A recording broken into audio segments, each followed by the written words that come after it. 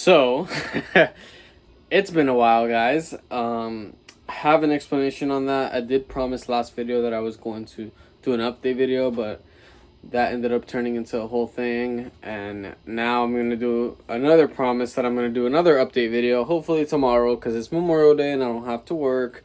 But here we go with the King and Queen of the Ring review. So yeah, a lot of things happened. If you guys don't know, those are my aligners, so I apologize for flashing them on you. We had a couple matches. We have a lot to talk about.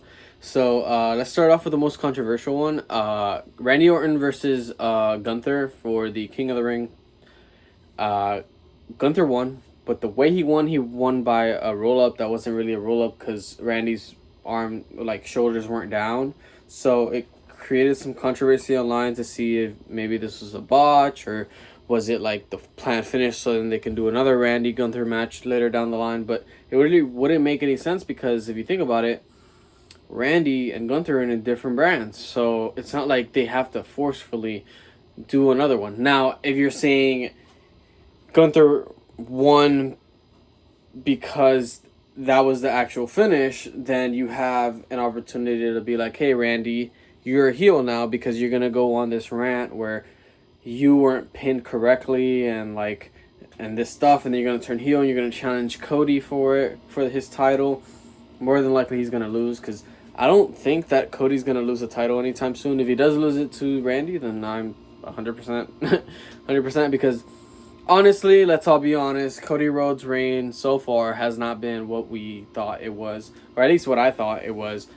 I thought he was going to be every Friday. He was going to have a match, not necessarily just do promo and then eventually just lead up to another match. So hopefully they start doing what they did with the world title when there was like a title match on a random Raw or a random SmackDown. Like, we'll do it that way. That way we can start seeing what a champion is supposed to do because, life. We had Sami Zayn retaining his IC title. Whole bunch of stuff happened there where Otis accidentally hit Chad Gable. You know how that goes. Was it the right outcome? I would rather Chad Gable win, but long-term storytelling. Triple H knows what he's doing, as at least what I can see, what he's doing. Probably gonna have a feud between Chad and Otis just to give Sammy a couple more, months or maybe more days as champion. That way he can have a sustainable run because we do have this instance where we, as fans, want to see a new champion.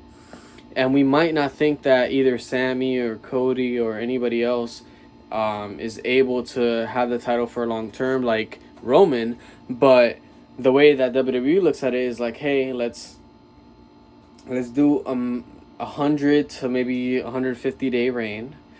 He's gonna beat a couple people and then randomly he's gonna drop the title, which honestly would be the way because we're kind of more accustomed to either somebody holding the title for a very long time like Gunther and Roman, or we're accustomed to somebody losing it every month or every 3 months.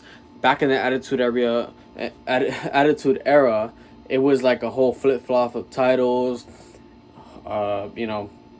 Stone Cold had it, then The Rock had it, then Stone Cold had it, then The Rock had it, then Jericho had it, then Triple H had it, then The Rock had it, then, things like that. Like, it was just hopping from champion to champion. And then even in the modern era, like the 2010s to 2015-ish, it was like John Cena, Randy, John Cena, Batista, John Cena, Batista, Randy Orton, things like that.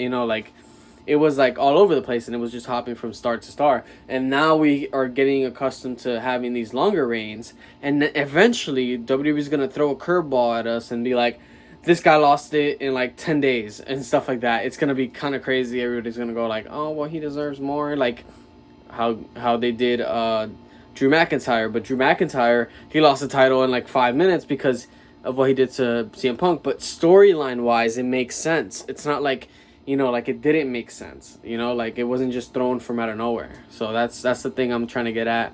If you guys understand, then thank you. If you don't, then I don't know what to say.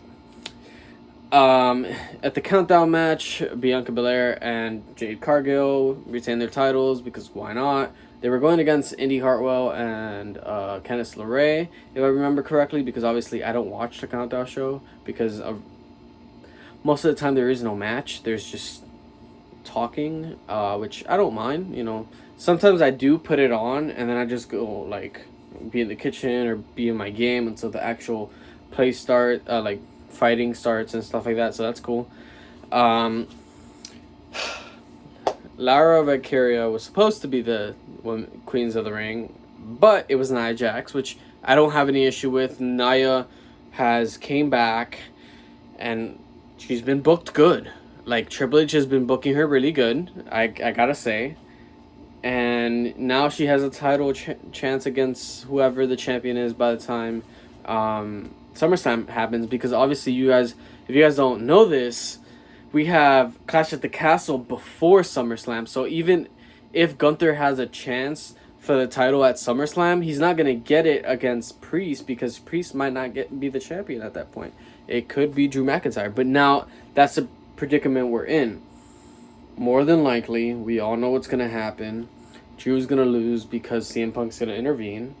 We're going to have CM Punk versus Drew McIntyre if they're both cleared at SummerSlam, and then Priest is going to go on to face Gunther. Now, if you do it the other way and Drew wins and then he goes to face Gunther, you wouldn't have Gunther lose. So maybe Punk screws him up at SummerSlam, but I doubt it. They're probably going to want to do Punk and and Drew at one of the big 4 live events and stuff like that.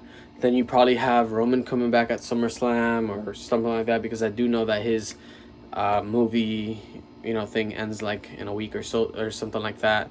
Not that I know him personally or anything like that, but I just read it. So, take it with a grain of salt, because, like what I read isn't really what, it is. Sometimes they be writing some crazy stuff online and things like that.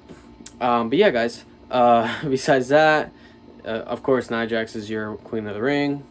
Happy for her. Congratulations. Liv Morgan is the new Women's World Champion.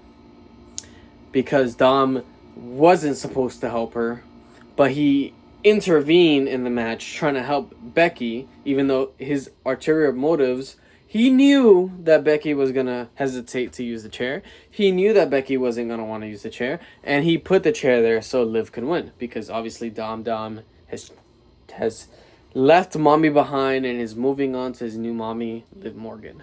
This is what everybody speculates and everything like that. We don't know. We shall see.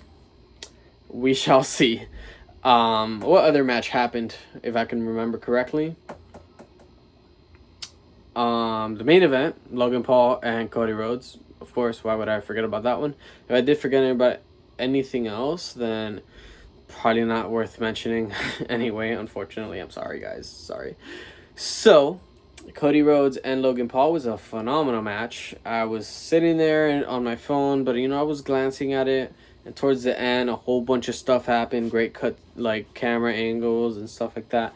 And the thing is that we knew Cody was going to win. It's just the fact that they made it entertaining enough for us to think that he wasn't going to retain was kind of crazy. I'm not going to lie. It was good. It was entertaining and stuff like that. But yeah, Cody retained. Logan's going to do his own thing at SummerSlam. Probably Logan versus... it's probably going to be Logan versus LA Knight at SummerSlam or at Clash of the Castle, but I doubt he's going to fight at Clash of the Castle. Then you'll probably have Cody versus Randy at SummerSlam or Clash of the Castle, whichever one.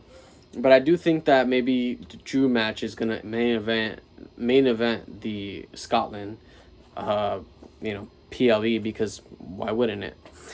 But yeah, that's the whole review. You guys didn't see SummerSlam. Look at me, King and Queen of the Ring at Saudi Arabia. Then, I was gonna do a video yesterday, but unfortunately, I worked and things happened, and I wasn't able to watch until I got home late at night. And I would rather do it the next day in the daytime, as you guys can see, than actually have to do it the same day and stress and get less sleep. But yeah, with that being said, they call me the King. Thank you guys so much for watching today's video. Make sure to subscribe to the channel for more like this. Make sure to leave a comment. Let me know what you guys think about the show. Take care. Peace.